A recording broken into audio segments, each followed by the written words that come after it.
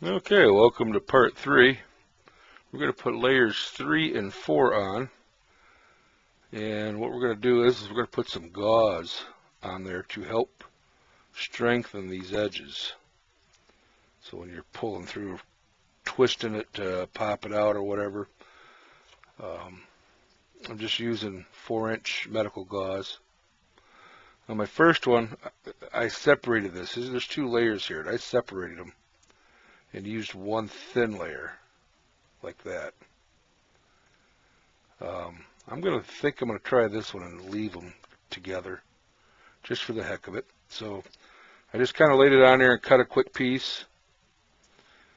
I'm going to pull this over just a bit so I can get this down to the edge of the styrene.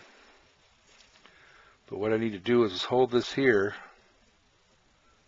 bunch that up there and up this way so I can cut it.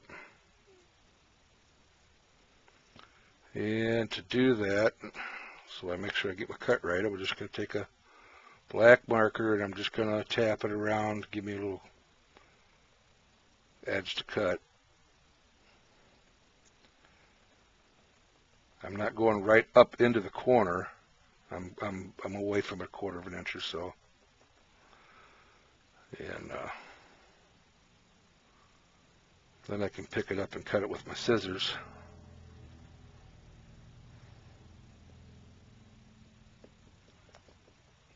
This is too hard to, you can't pull it and draw it across because you can see it just pulls on the gauze. So it's just tapping it, gives me the lines I need. So I'll pick that up.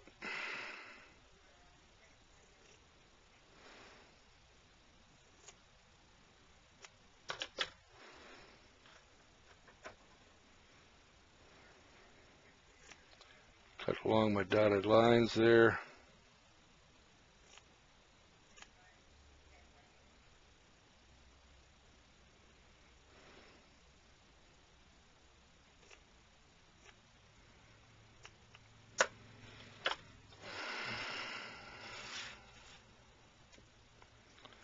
Lay it back down on here. Make sure my edges go around it the way I want it. Make sure it looks good. That all looks good. Now I need a little bit on the bottom here, so I'm just going to take and just cut this right up the middle. My little tunnel portal opening there that I just cut out.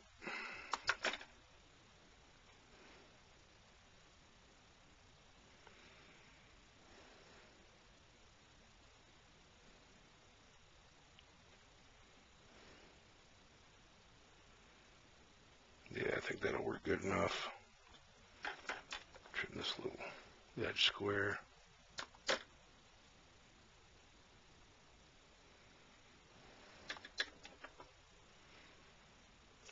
Okay, so now how I did this in the first one is I put a light coat on, which would be my 3rd coat. First coat was real thin, 2nd coat was a little heavier, took longer to dry, but I made that a little heavier.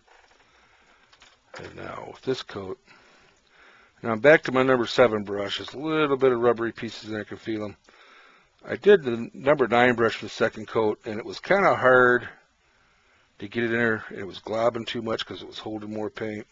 So I think the number 7 or smaller would probably work a little better, but we're going to go ahead and we're going to do a light coat to help hold down the gauze while we put the heavier coat on top of the gauze.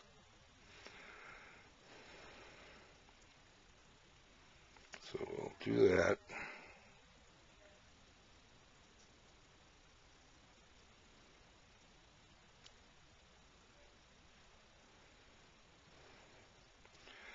I guess I should maybe try to get a happy little music soundtrack on here, huh?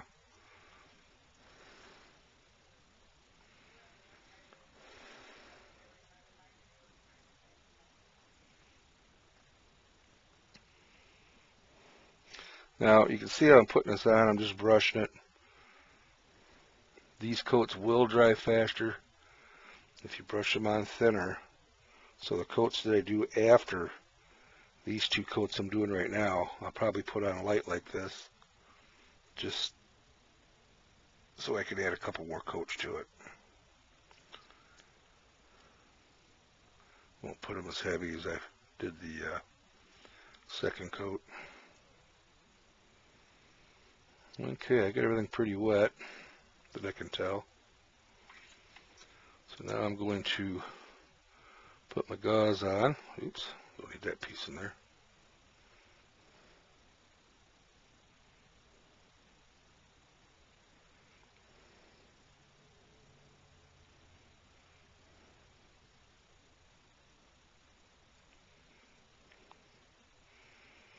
Again, we're just doing this to help protect these corners. Really, the top gauze I don't think is going to be as important as these edges around here to help protect the edges. Then I could be wrong. I've heard some people say, don't bother with the gauze. It's not needed. Other people have told me that they've put on a couple layers of gauze. So I guess as you do it, you can be the judge. Boy, that stuff sticks.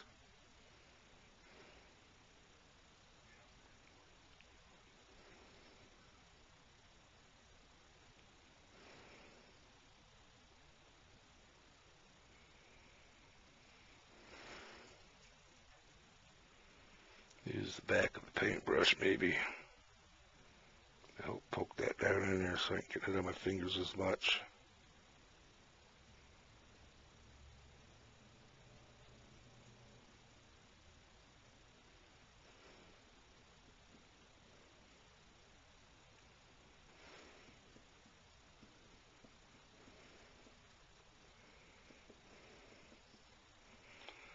Okay, now we got that on there. We're going to go ahead and apply the 4th coat.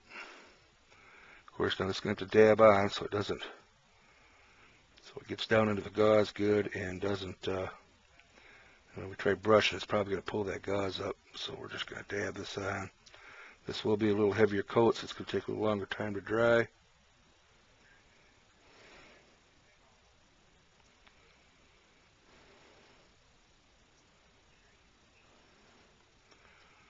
This should save any concerns for it tearing on those corners.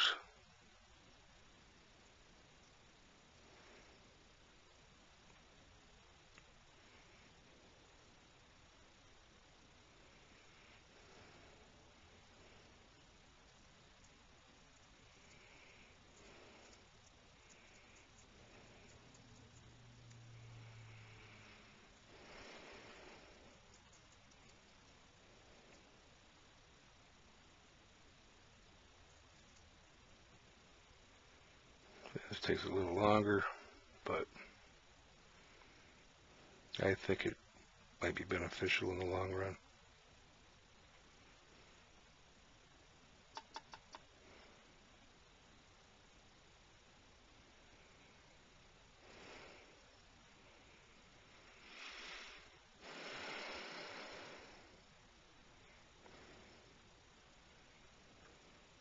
These edges are kind of a pain in the rear.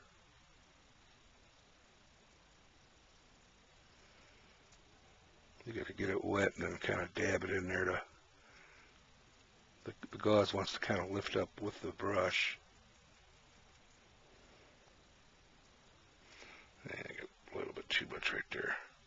I did notice on that second coat that I put on that I had some really heavy spots in that seam around the edges here that I ended up trying to take the edge of the tip of my paintbrush and kind of pushed them in a little bit after the rest, because the rest was all dry, but you could tell a couple of spots where I had it really globbed on weren't drying. I didn't think good enough, so I just kind of broke them up a little bit with the tip of my paintbrush handle, and I think that helped to dry a little faster. But we're almost done around these edges. And I'm going to make sure the top's coated real good, because the edges are getting a nice heavy coating as I draw the material out of the bottle.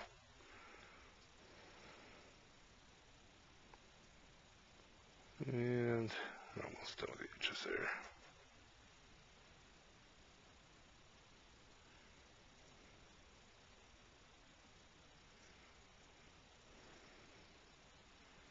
Getting them pretty saturated.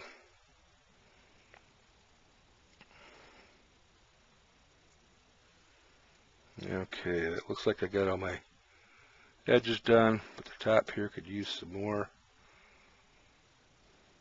I can see the threads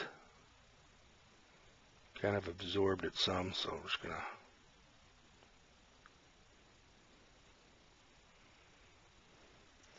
So this is coat 3 and coat 4, and coat number 4 is kind of heavy, almost like a 5th coat, I think, as heavy as I'm putting it on. And then I'm going to do one more coat after that. I won't do a video of it, but I'll put one more medium coat on it, I think. Yeah, it's starting to look all right, I think, right there. Should have brushed it this way. There we go. Had that short piece on there.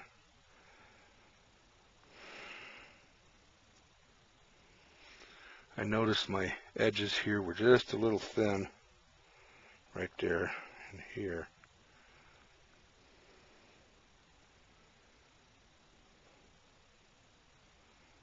When it dried, they looked a little thin, but I think that looks good there. Okay, I think that will do it.